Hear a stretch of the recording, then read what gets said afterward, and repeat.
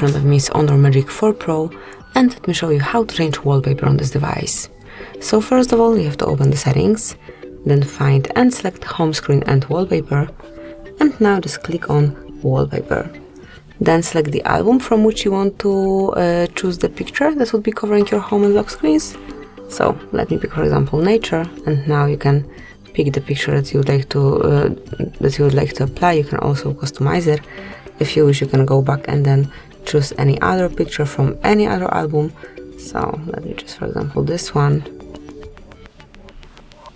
And now click on confirmation mark. And finally decide if you want this picture to cover your lock screen only, just your home screen, or both of them. I will choose both. And that's it. As you can see, from now on this brand new picture is covering your home screen and also the lock screen. So that would be all. This is it. Thank you for watching. Please subscribe our channel and leave the thumbs up.